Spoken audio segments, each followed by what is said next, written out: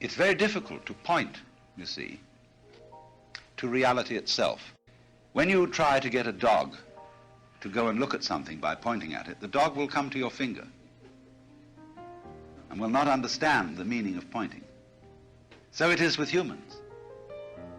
And if we consider that various kinds of religion, the teachings of religion, the rites or the sacraments of religion, are fingers pointing, human beings all too readily suck those fingers for comfort instead of following or looking in the direction of the pointing. So such strange answers as 3 pounds of flax or whatever it may be try to jolt us out of our excessive thinking. As Whitehead says, our education is too bookish. To come into direct contact with physical, material reality. But of course, when I say these words, physical and material, they are abstract. And this isn't abstract. Nor, in that sense, is it material, insofar as material is an abstract idea. It's a concept. This is not a concept. So to wake people up to look at that requires, among other things, interior silence. Now, I've said some of this to you before, or said it to some of you before, but it cannot be stressed too often. The Chinese sage, who was a Taoist, Zhuangzi, said once, "The perfect man employs his mind as a mirror. It grasps nothing, it refuses nothing, it receives but does not keep." And this attitude in Zen Buddhism is called mushin, which in Japanese means no mind. We would say mindlessness or thoughtlessness, except that those words in our cultural context have a pejorative sense.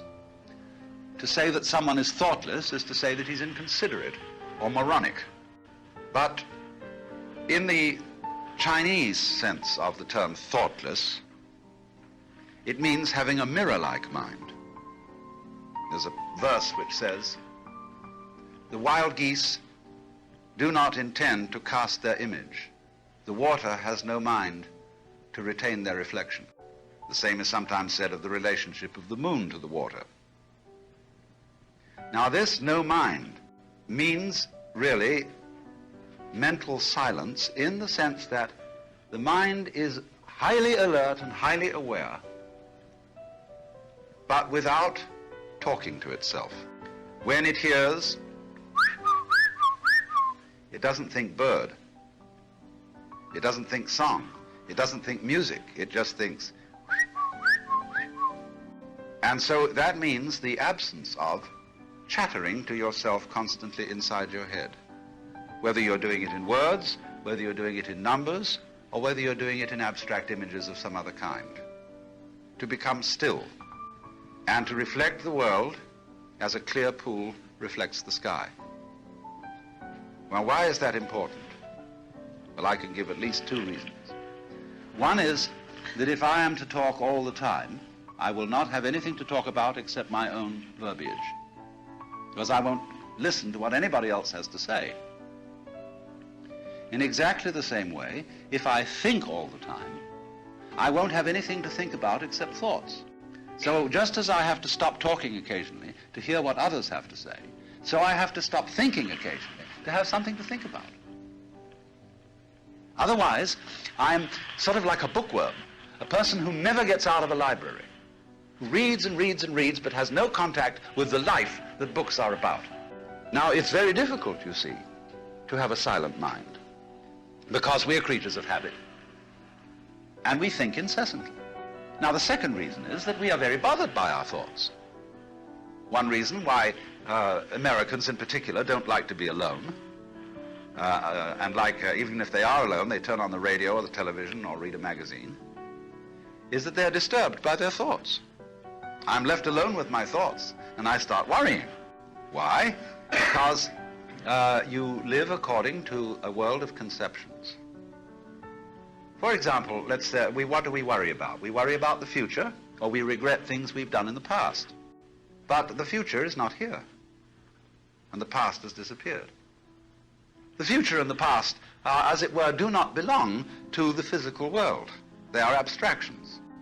And what we remember of the past is a very attenuated image of it, and what we predict for the future is never quite like what happens. In fact, it's very unlike it.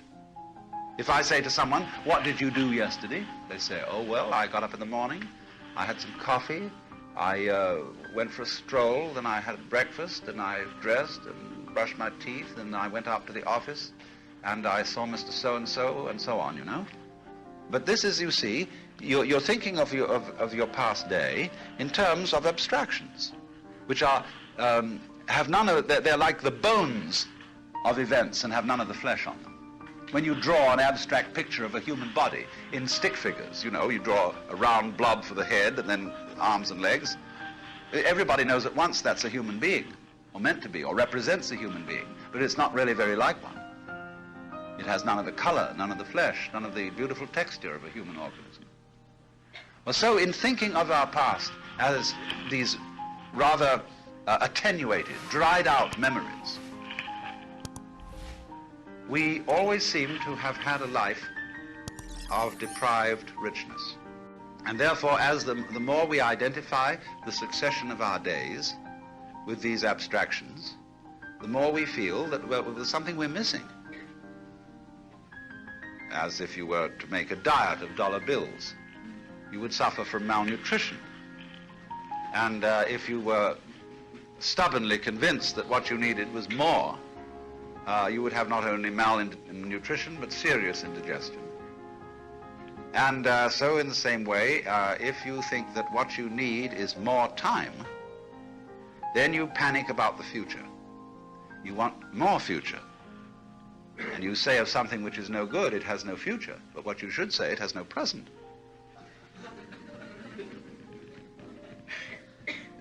Because when you see you have a silent mind, you're not thinking about the future. You're not thinking about the past. You are experiencing the present in a very complete way. You're not stopping to analyze each detail. You couldn't possibly ever do that. But you're getting all the details without focusing on certain details which exclude your apprehension of the whole. And so you're beginning to live a rich life and a real life that is completely here and now. Now, neither Whitehead, certainly, nor I am taking in this an anti-intellectual position.